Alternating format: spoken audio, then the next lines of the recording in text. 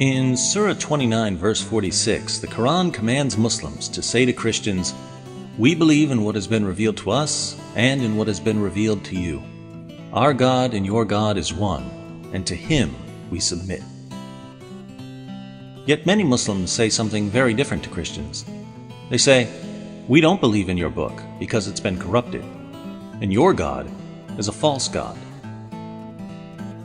If Muslims are commanded to say that they believe in what has been revealed to us, why do they instead say that they don't believe in the Bible, the only revelation we have? And if they're commanded to say that our God and their God is one, why do they instead say that our God is a false God? According to the Bible, God is a Trinity, one in nature or essence, but three in person, Father, Son, and Holy Spirit. The Son entered creation as Jesus of Nazareth. Jesus died on the cross for sins and rose from the dead. The Quran denies all of this, so a Muslim can't say that he believes in the Bible or that Allah and the God of the Bible are the same God. Muslims have to reject the Bible because the Bible contradicts the Quran. But Muslims have a problem here. The Quran declares that the Torah and the Gospel were revealed by Allah. Surah 3, verses 3 through 4.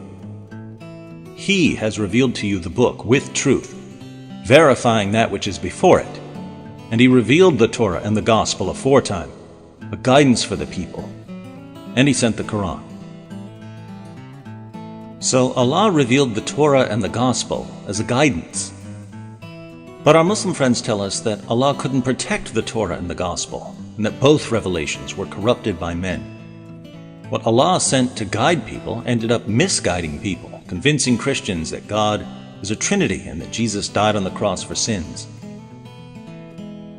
Of course, we should be puzzled when Muslims tell us that the Torah and the Gospel were changed, because the Quran states that no one can change Allah's words. Surah 18, verse 27. And recite what has been revealed to you of the book of your Lord. There is none who can change His words, and you shall not find any refuge besides Him. Here, our Muslim friends might say, this verse only means that no one can change the Quran. But the verse doesn't say that no one can change the Quran. It says that no one can change Allah's words. And the Torah and the Gospel, according to the Quran, are Allah's words. Despite Allah's clear declaration that no one can change His words, many Muslims assert that the Gospel was corrupted by the Apostle Paul or by later Christians. If the Gospel is corrupted, we can only wonder why the Quran says that Christians still had the Gospel during the time of Muhammad. Surah 7, verse 157.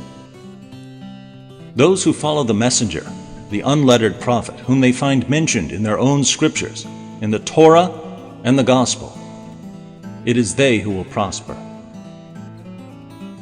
How could Christians find Muhammad mentioned in the Gospel when the Gospel was supposedly corrupted centuries earlier?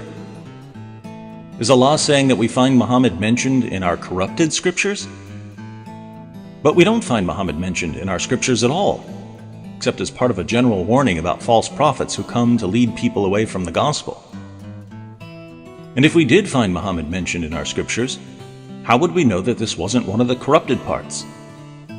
And since our scriptures contradict Islam, why would Allah appeal to them as evidence for Islam?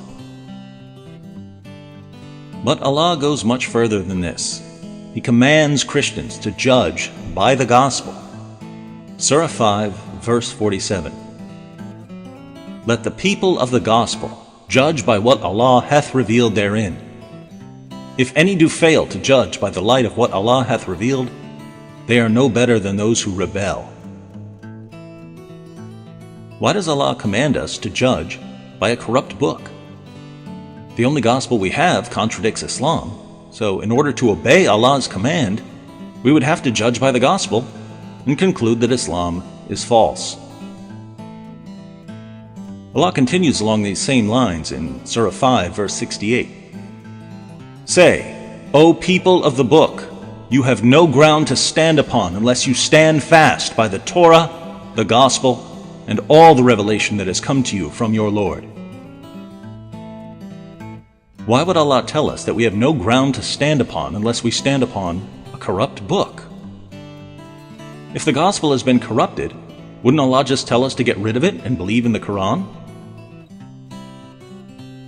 So the Quran clearly maintains that the gospel is authoritative for Christians, and this only makes sense if the author of the Quran believed that Christians have the word